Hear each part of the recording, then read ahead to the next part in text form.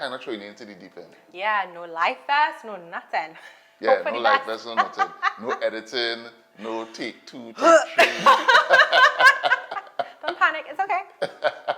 My name is Racquel. So I'm from Trinidad, and I've lived outside of Trinidad actually for about 15 years. And I recently returned, which I'm so glad. It's just, it's great to be in Trinidad. And one thing I've always loved and missed is the food. Right. And my background is actually in culinary arts, food service management, food and beverage.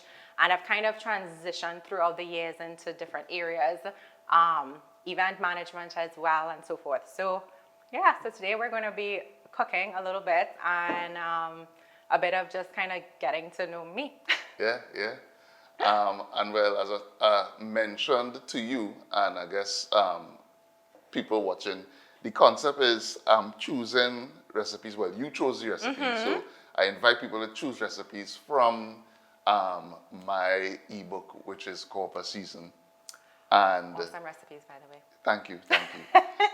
Yes, to choose recipes and come and cook it, and we have a conversation while you're cooking. The first one was with Crystal. She did the chicken bhaji rice, and now you are here to do the Bhagi Arepas. Yes. So, and this is my first question, and you could start, All right, perfect. and then I guess I'll ask you one time, why did you choose the Bhagi Arepas? Yes. So, what I loved about this recipe, just by looking at it, it was the beautiful part of, it was a fusion. Bhaji, very Trinidadian. We put it in all different types of food. And then the arepa, which is Central South American. So I'm just like, it's fusion, and that's kind of how I've experienced food for the last several years as well, because I have lived in different countries, and just whenever I go different places, like how can I bring Trinidadian food there? So to me, this had resonate because, being in Central and South America, the arepa is the star, but I'm like, bhaji, that is so local. So that's what had inspired me to actually go ahead and select this particular recipe. So this one is the cornmeal flour, as well as the water, just kind of mixing that just to start the actual dough for the arepa. Yeah. So, and I love Central South American food. All the different countries I've been to, I've really just enjoyed it because it's just such a mesh of flavors, and it's strong flavors, and they're not afraid to use fresh ingredients. Yeah. And that's one thing that's very similar to Trinidad. We're not afraid to use fresh ingredients. For sure. So that's one thing that really captivated me, and and I just really enjoyed it. And it's, with the arepa, it's kind of like the base for if you were to do a pastel. It kind of connects, no matter what, it will still connect. Yeah. So that was the attraction to this one. Nice. So what you have going on there in the bowl? So we have the white cornmeal, Right. and we put some water. So it was 2 cups of cornmeal. Right now I have put in about 2 cups of water. I will add the additional if it is that we need it. I did put a touch of salt and pepper, and just for my own flair, a touch of oil as well as a touch of paprika, which I just think kind of gives a little bit of smoky flavor. Nice. So I didn't want to add too much water in case it is that how I didn't want to add any more flour. So Right. and just to get it all together. Have you made arepas before? Arepas, I made my versions. That sounds like it have a story behind it. Yeah, a little bit. I've made empanadas from scratch. Right. And the great thing with Trinidad is that I'm very familiar, it's with the roti and with the sada roti and everything. And my mom used to make sada roti very often growing up. So I kind of tweaked a sada to make an empanada, sort of. Right. It was good. It was my first try, and with time, you just kind of get better with it. Right. But never true arepas. No, never true arepas. This is actually pretty exciting. Okay. Nice. So I'm just kind of combining everything here. And I think that actually might be enough water. Probably don't even need to put any more. Show it all together there in a nice little bowl, and we'll put it to rest before we start on bhaji. Yeah. Have you made bhaji before? Oh gosh. Bhaji, oh my gosh, my days when I made sahina, I love it. make a full log, and by the time you cut that up and you fry it, and the family coming over, friend coming over, the neighbor you didn't even talk to come over. See ya. So the Sahina saying things then, that's what going on? All right. Oh my goodness. So coming back to make Sahina then, at some point. Don't put money first on man. Oh goodness. Yeah, this interesting question though. If you never make arepas before, how you know what consistency the dough need to be? So I look at it as along the lines of, I will compare it to if I was making roti or compare it to if I was making pasta. Right. Now pasta, it is a bit more loose, but it's a dough, so you still want it to be together. You don't want to knead it too much, but you do want to make sure that all your ingredients are combined. And I think too, I know some people is just like, well, I'm making no sense, but just sometimes they feel. Yeah. I don't know how else to say it. It just sometimes boils down to the feel of it. Right. So it all combined, it's together. There's no sets of crumbs. If you pull it apart, it still holds together too. So that's a little test. Show me that. So you see how it's not crummy there? It's together. It's like a thick paste. So, yeah. Okay. It actually reminds me, I bought my nephew recently this sand, like magnetic sand sort of thing. That's kind of what it reminds me of. Okay. All right, so this is like that there. I'm just going to put this to the side. All right. I didn't have the chorai bhaji. Well, I couldn't get it, so I used kalalubush. Which is perfect. It will still taste amazing. Yeah. Which one do you prefer, the chorai or the kalalubush? So, well, I prefer the kalalubush, and I think the reasons why I prefer the kalalubush is because since I was living outside of Trinidad, I've never gotten just pure kalalubush. I've always had to substitute with something to make anything that I wanted to with bhaji or with kalalu. So right. I would always go back to the kalalubush. Yeah, I would agree with that. I think kalalubush does really be real nice for bhaji. But I mean, I don't mind using the chorai either. Mm-hmm. Yeah. And I still like it because when you fry this down too, it's still soft, but you could fry it down as much as you want to. So some people like a little bit more texture, they want it too soft. So you can still play around with it. Yeah. Definitely. Yeah. So the first thing we're going to do is just get this pan nice and hot. And we will start to layer the flavors. Nice. Yes. So how are you getting into cooking? Wait, so we go mackerel, yes. Yeah, go back there. How much years it could be? You look pretty young. It can't be that much. I'm not even going to answer that question. I'm not going to answer. But that was like a trigger. It was like slowly, like, let me see if she says something. So when I was younger, I have two like older brothers, and my mom would prepare foods, and it was with the roti and just with everything along those lines. And I used to love to watch cooking shows. Right. Love. Me and my best friend, and we watch it. It was our Sunday night thing. Who was it? Your person to watch? Who was it go to? Who was it? Well, back in them days, it was Wendy. Right. Racquel. So the days when learning how to make all them things. Wendy's our OG. True. Yeah, so Wendy, if you're listening to this, many years now, that was it. And I just loved seeing Trinidadian food being shown. And of course, my brothers were excited to be the guinea pigs of my, testing it out. Right. But I've always just enjoyed being in the kitchen. And when I was getting older, and you kind of go through that, well, what do you want to do for the rest of your life? Conversations. Yeah. And I was like, I want to be a chef. Right. Chef? Yeah, a chef. Just like being in the kitchen and so forth. So I've just always enjoyed it. And I've always enjoyed trying new recipes and just experimenting. I've had some, like when you start, you have your successes and you have your questionable decisions that you made. Why would you think that will blend? Right. But it was all good. Days when I used to start to make like the very basic stuff like sausage roll or puffs. Oh my God, I had enough. Cheese You say the basic things and went to sausage roll and puff. Basic like pastry. Who does be making pastry as a basic thing? My basic was pancakes. Oh God, no man. Man, and I think too, then it was lasagna. Like that was still, to me, that was still basic. That was still in that category. Okay. Well, that not basic at all. That's not basic at all. That advanced. So me, I'm just like, that's simple. It got advanced the days when I had started to do like tiramisu, and when I would start to have family friends over and do like a full like banquet event. That was when we were getting serious. Okay. But I had always just enjoyed it, and then to being around my godmother, my aunts, it was just something that I always just enjoyed being in the kitchen with them or just observing, or if it is, you need me to chop some onions or something, I was doing it. So I just always enjoyed it and always enjoyed food, and food brings people together. Yeah. So it was just kind of all part of it.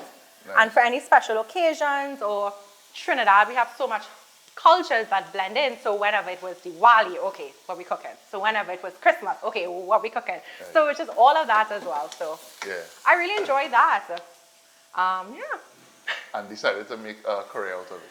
Yes. So I advised my parents is what I wanted to do. I was super passionate about it. We started to research, okay, well, where are you going to go? What are you going to do? And I picked a college and pretty much committed to that. And it was one of the best experiences. I think being able to experience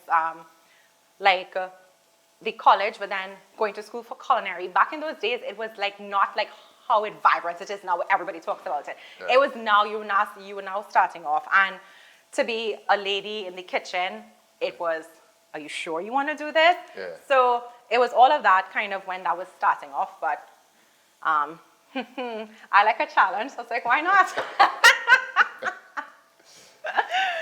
So yeah, so I did culinary, then I did food service management, worked in different restaurants, cafes, did some banquet events. So that was, I had some really awesome experiences there, and then you also meet some amazing people, Right. great chefs, just talent out there. Yeah. So I really enjoyed that aspect of it. And what I enjoy too is like when you meet people, you learn about them through food. So what type of foods that they like, what flavors they like to use. So Kind of like what we're doing here. yeah, except you just sitting down there and I over here cooking. You want to come and help stir the pot? Nah, that's all right. You stay there. You're good. You're good. Too many chefs in the kitchen. Indeed. I will stay behind here and I will just eat after. Granted, though, this is your recipe, so you get real points for that. How are you finding it going so far? Well, I've layered it. I've started to layer it. So I put a touch of oil, the onion, garlic, pimento. I miss pimento so much. You could never find it. I've tried to find substitutes wherever I've lived. Yeah. But the true pimento from Trinidad, it's different. I tried to grow it, disaster. But it just like you're slowly building the flavors. It's all about building the flavors. So it's smelling good. How you think it's smelling? It's smelling real nice. All right, good. I realized something though. It's something I realized with your cooking. You don't throw everything. I realized that you keep adjusting, which is very different to how I cook. When I cook, and I just throw. You know. So for me, I've learned. I think too with different, and it comes to with different experiences and people that you work with as well. So I remember in culinary school, we had chefs always talk about layering. Yeah. And I know sometimes in the Caribbean cuisine, we put everything in the pot. The flavors could still be good, don't get me wrong. But this one, you just slowly elevate the flavors. Right. It's still going to be amazing either way, but this one just slightly elevated. And then you have a little, I like this approach because you have a way to kind of control it. So if you're like, I don't think I put like enough onions in this. Okay, let me chop up, let me add up if I need. Oh, I think I need to adjust something. You have chances to do so. Right. So that's kind of my approach with it. Is it that you're not trusting your own hand? Oh God, you know. It's, this is where experience comes into play. Okay. Yeah, do just the experience and then, all right, this I found works for me. Right. And this is how I like it, like that. Okay. I'm going to ask some hard questions too in between of those. So, Oh, yeah. Mm-hmm. Well, here's somebody who's going to ask for that. Now, I will put in the bhaji before I put in the tomatoes because the tomatoes has the acid, which is great, but I want the bhaji to cook with the flavors before I break it down with the acid of the tomatoes. Okay. Okay? Right, We okay with that? Right. Changing up the recipe on you? No, okay, I like it. I mean, cooking is chemistry, right? There you go. Right. And the ironic thing is that baking is mad chemistry. And when I started off with like pastries, as I tell you, but give me a chance, I will do this over pastries, over desserts. It's a talent. I'm not going to lie, it's a talent. And I have some amazing friends who pastry is how they do it. And I'm like, okay, so when we have anything, you're bringing the desserts. I organize everything else, but you're bringing the desserts. Yeah, there's a reason why I don't have much dessert recipes. Not me doing it much because that's just not my comfort zone at all. It definitely is skill. It is science. It is a lot of science, and I mean it's amazing the results. And I would at least experiment. Yeah. But definitely, this sort of cooking is what I would prefer over the pastry life. Same. And I have a problem with following rules to a T. Says the man who makes a recipe book. It was hard. So you like to give the instructions? No. Okay. It was really hard for just me. trying to get the measurements. Even writing recipes for when I do shoots and I put videos. Writing recipes sometimes is the hardest thing because I don't cook like that. I don't cook like, it's all about onion. Feel, exactly. Yeah, it's all feel. But it forces you to develop some kind of regimen. It does, and it allows for consistency, right? That is something that is definitely, you want to be, because I think that's one thing I've learned too. If I've made something and groups of people enjoy it, when they come again, they want to be able to enjoy that because that was their memory of it. So I want to be able to produce that again. So recipes has its advantages, but then I can definitely see you want to be creative, just kind of creative, and try out some different things. So that's where that kind of all come into. Yeah. So the bhaji slowly starting to go down. I see that it's boiling down like there bhaji. There you go, boiling down like bhaji, as we say. Yeah. So I will not actually use all of the bhaji because I like the measurements of the seasoning to the bhaji. You like what's going on right now? You like the ratio that you see? Like the ratios, I like. Hence the whole thing about layering, doing it piece by piece. You can make adjustments on the fly. Right. So now I'm going to add in some tomatoes.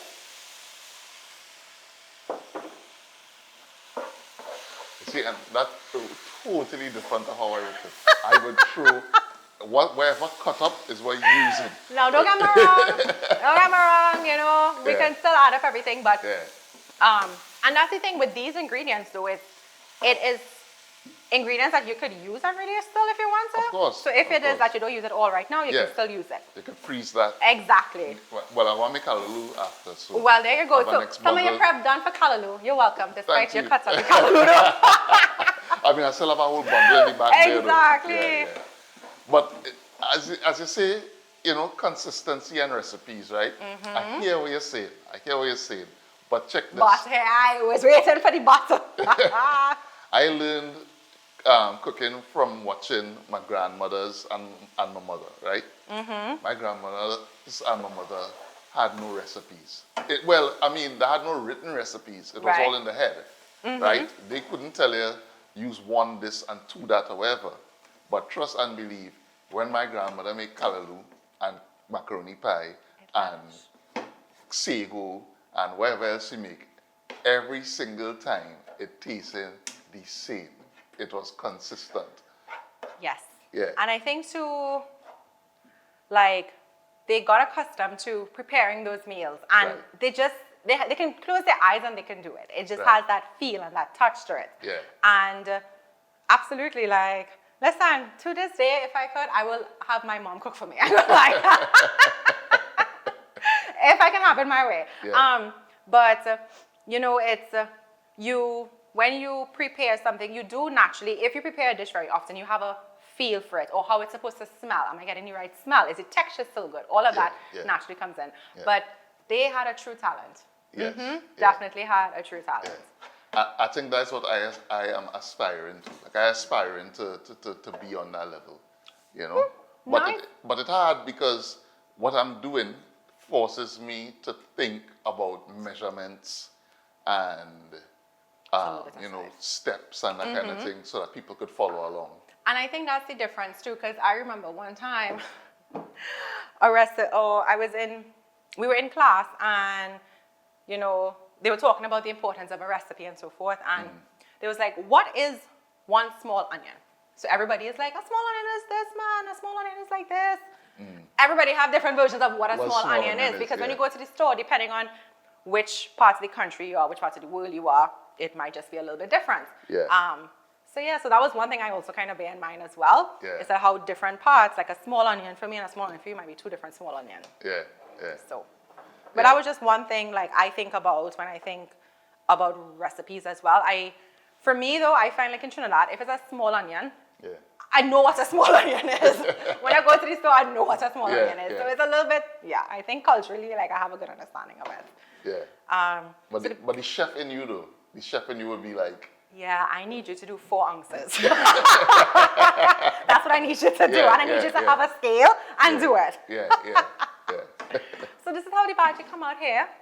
Let me see, I'm gonna get a close. So you have all your colors. So you have your Melodia colors. Right. And the bhaji is not cooked all the way down because I still want some texture. But you Right. still have your tomatoes, you still have all the seasoning. And I did finish up with some shadabani. Nice. And I miss this kind of shadabani because everywhere else you get these cilantro, which is Yeah. the smaller leaf one, which is amazing. Yeah. But this one that you can find in the yard, it has such an amazing flavor. Yeah, it So- does. So this one here, So let that organize. We good to go? Yeah, we're mixing it up. All right. And you ain't even tasting? All right, all right. I am confident. Boom! That's what we're talking about. That is what we're talking about. That is what we're talking about. Love to see it. Oh my gosh. I'm going to start to explain one time why I portioned this out.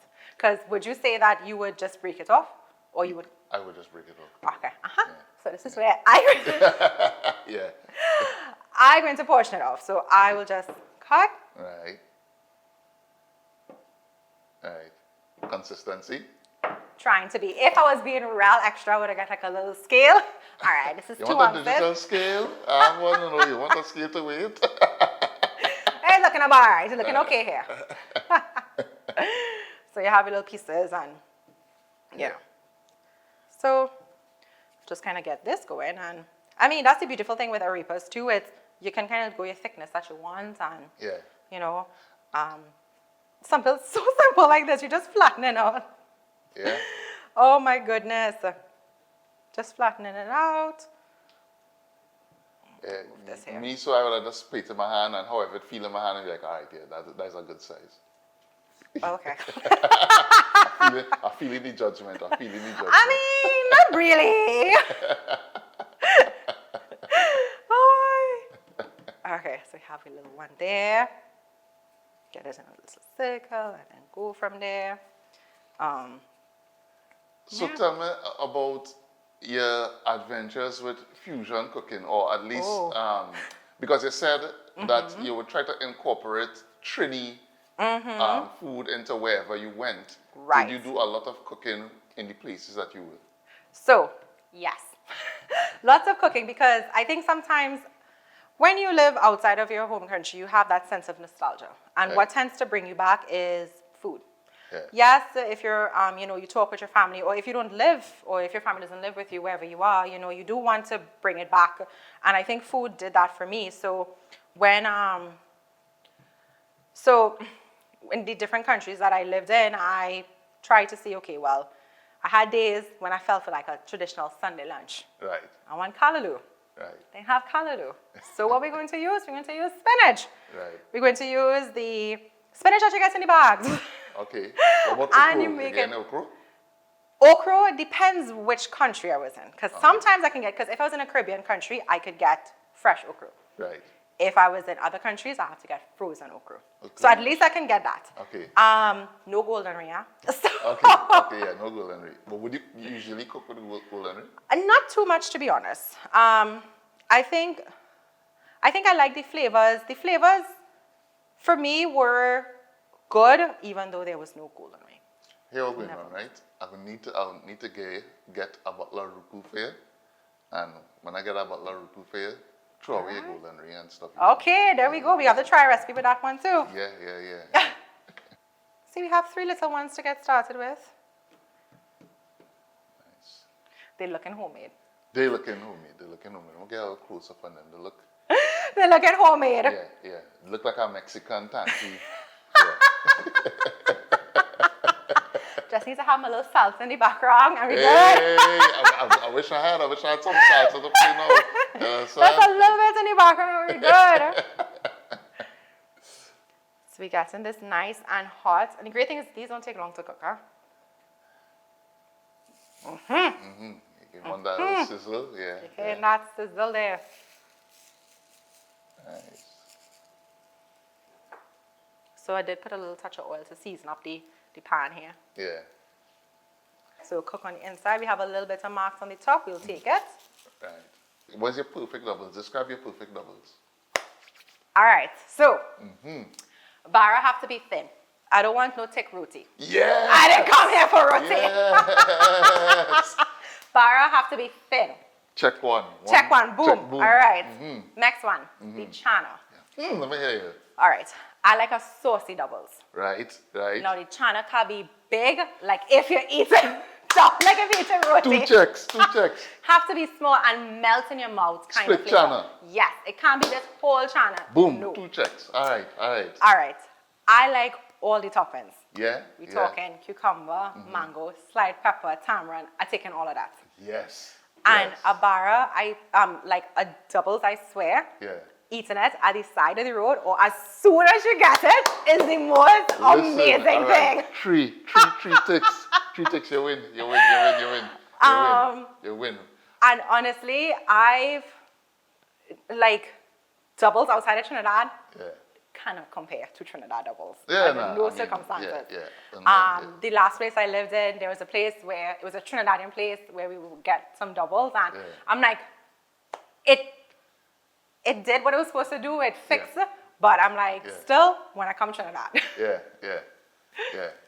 Doubles, the way I feel about doubles, I guess, is how I feel about things like empanadas, arepas, tacos, and that kind of thing. See, anything that small is like a small packet. Oh my gosh. Yeah. And it's like a nice little bite. Yes. Yeah. I have that, I have affinity for those types of And I think those types of food show the culture within a country you're visiting. Yeah. Because it's their expression. It's the expression of food and it's the expression of what they have available to them. Man, street food, carry me for street food any day. Any day. Don't get me wrong, I like my fancy dining. But carry me for street food any day. Whenever I've traveled, I would always go for street food. Always, you have to, because that's one of the ways to experience their culture. Yeah. Yes, you can go on tours and do all the touristy stuff, but if you're not trying their street food, you're not trying their culture. Let me ask you this question. Oh, Lord. What street food you tried that was not in no way, shape, or form close to a Trini experience, but made you feel as if gave you a feeling like you're having an experience similar to that Trinidadian experience? Like the culture, the culture, it hits you in that kind of way. All right. Now, been to a couple different countries, and the one that comes up, it's kind of too wild, but I will go with this first one. Yeah. I will go with Mexico. Right. A taco. Listen, you go on the side of the street, or you go to those small places that all they do is tacos. Right. But let me tell you, you sit down and they bring all the condiments first. Right. Limes, small limes, but they're not super sour. All of your salsas you could think of, just all the toppings you could think of. And then you pick your taco. So you want flour tortilla, you want corn tortilla, and then what do you want in it? You can do just straight veggies, you can do it with cheese, you can do it with meat. And they're not shy. They're not shy with their food. Yeah. When you get that taco, so it's not no big monstrosity. It is nice, and you can sit down and you could put down comfortably 3 to 5 tacos. Comfortably. Right. When I was in Mexico, my brother and I, we went to this one taco joint, and we went there. We was in Mexico City for maybe 5 days. We went there, I think, every day. I swear. It was so, and you have a cold beer, and you're good. Yeah. But it's when you get it, it's the art of putting it all together. So in Trinidad, we love all of our toppings and all of our extras, all your sauces and everything. In Mexico, that is what it was. You have your taco, all right, I'm going to put a little bit of salsa, but I do want that green salsa. I'll put a little bit of that. Yeah. Okay, so where my lime? Right. Lace it with lime. Yeah. And you don't need a whole munch, it's a small few bites. Yeah. And you're like, all right, I'm ready for another one, but this one is going to be with a different sort of ingredients. Right. So the first one I will have will just be with mushrooms. Right. Whew, so good. Next one you have with chicken. Nice. And then they have one where they mix in beef and chicken. Oh Lord, or pork. That's a different thing. And it's fresh. All the ingredients are fresh. You can taste the freshness of the cilantro. You can taste the freshness of the lime. I can't imagine how much limes they have to cut every day. Bless the people who have to do that. And the tortillas, you can look at them and they're pressing their tortillas. They have two people that just pressing. That's all you're doing is pressing tortillas. So the freshness, the simplicity, but the use of what is available within the surroundings reminds me a lot of Trinidad. And small bites. Yeah. You're making me hungry, you know. It's like, so when we gonna make some tacos, Racquel? You want me making some tacos, Racquel? Oh my gosh. Yeah, so definitely Mexico has that sort of similarity. Another country which has Trinidad, influences that reminds me of Trinidad is Brazil. Okay. Northern Brazil? Yeah. I swear I went to my aunt's house and I had Sunday lunch. Swear.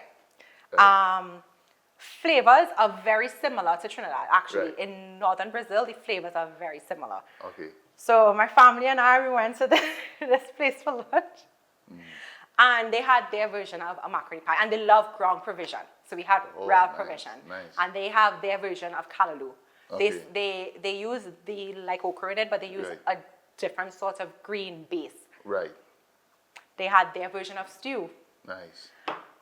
We went there for lunch, and after it's like, so let me just go and take a little rest. I will come back out and go samba or something, but we need to go home. Yeah. But Brazil reminds me much of the Creole because of their influences as well, right? Yeah, their influences are heavy Creole influences. So that reminded me a lot of Trinidad, the northern part of Brazil, that Trinidadian sort of flavors. Right. So yeah, I mean, that's something I've always, whenever I travel, I always want to experience the cuisine. And as I mentioned, yes, I want the street food and I want the local. Yeah. But I always try to experience some level of fine dining. Right. So, because I just think that's also a different way to experience it and a different take as well, right? Right. So, a little bit of both.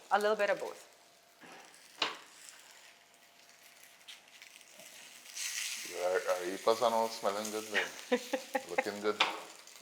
You seem quite comfortable in front of the camera, right? I find so. Yeah, I find so.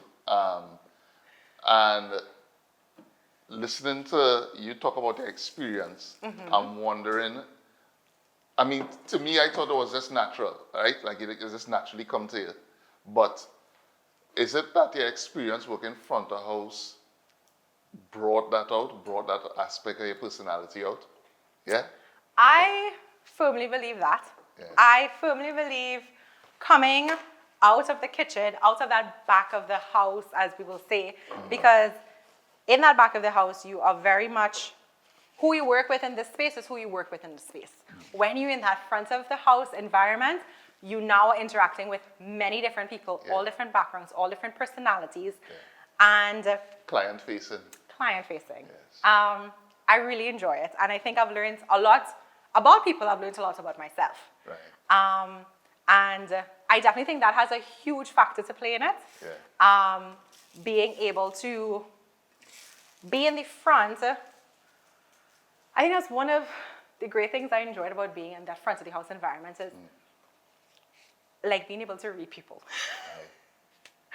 And okay, if someone's approaching me and just by their demeanor, I'm like, you are an unhappy person right now. Okay, I need to prepare myself for that. That's Right. fine. Or you're coming up to me, it's like, okay, you're enjoying yourself, everything is good. All right, let's keep that momentum going. Right. So I really enjoy that aspect of it. And I think too, for the different areas and the different places I've worked, that has just strengthened it. And I definitely think traveling has made a big difference. Because you go to countries where you do not speak where their language is not your first language. Right. Or you're forced to fight up and you're forced to figure it out. Because Yeah. when you go to the store, you're just trying to get a bottle of like oil, and I'm just like, I don't want. Listen, you will circle around till you figure out what I need to explain. So that kind of forces you to be able just to not feel shy. Yeah. Just go out there, just talk to people. They're Yeah. people at the end of the day. Yeah. So you want it to be proper, where cut and put it in, and you just eat it like a sandwich, or you want to piece bite it. Cut and Perfect. like a sandwich. Cut like a sandwich. Yeah. Got it. You could add a little hot sauce to this. I think that will be amazing. Or Yeah. if you have a little, you know, pepper or anything else, a little dress, some folks just like different types of flavors with it. So Yeah.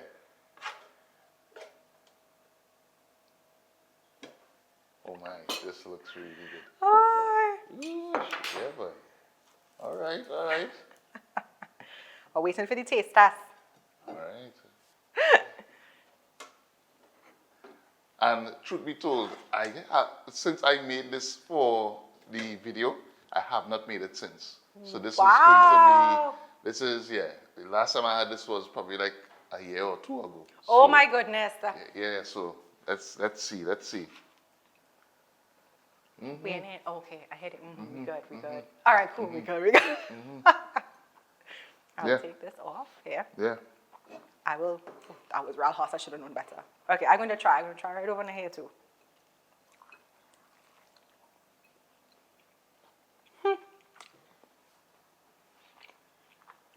Okay. The seasonings come out good. Blend together. Oh, you need to make this though. Huh? They need to make this. Yeah, yeah. This is delicious. It's And very good. the ratio is perfect. Yeah. There was 1 point with the ratio. Thank you. Yeah. Hey, but you almost done? Yeah. Okay.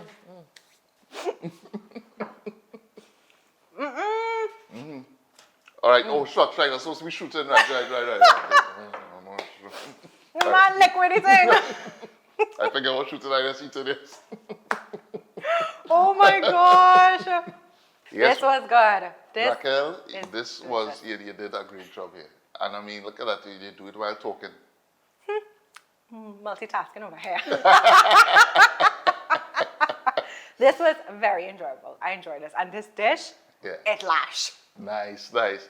Next time when we do something, we have a little salsa playing in the background or something. Yeah, I get some royalty-free salsa. Royalty Yeah, free.